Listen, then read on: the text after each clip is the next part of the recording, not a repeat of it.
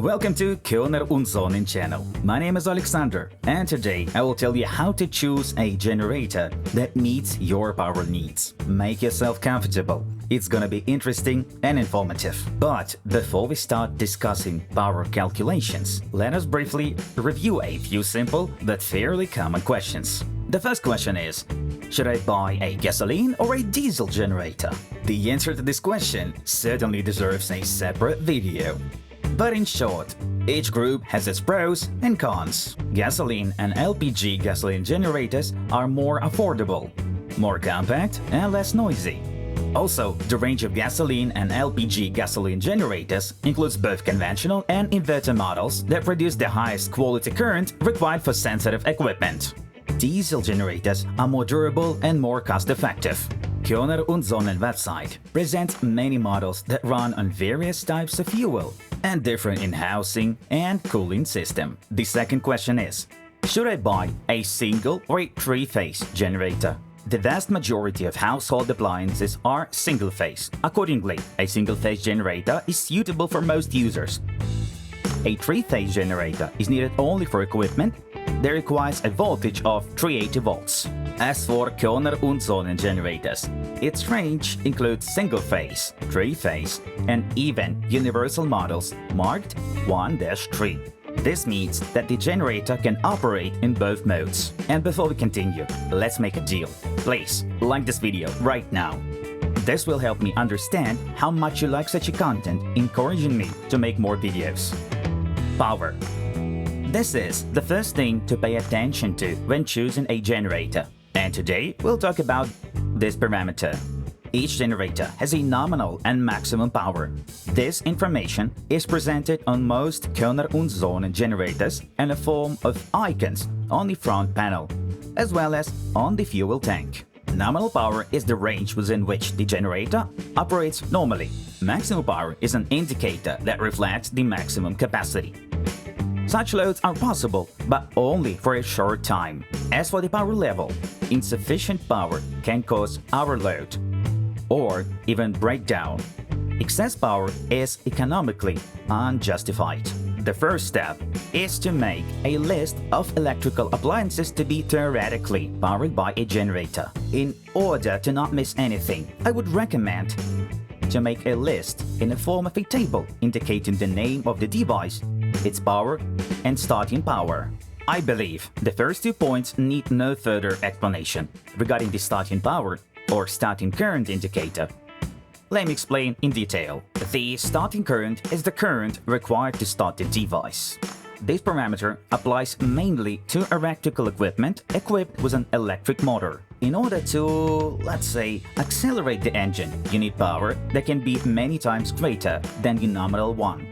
Therefore, this indicator should be included in the final calculations.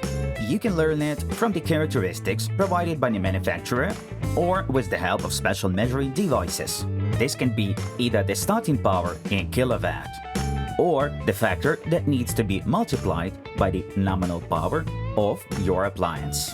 Please note, if you plan to buy some more electrical goods in the future and use them powered by the generator, then consider it in advance. Step number 2. Since generators are usually used in the event of a power outage, you need to decide which devices are needed in the first place and which are not.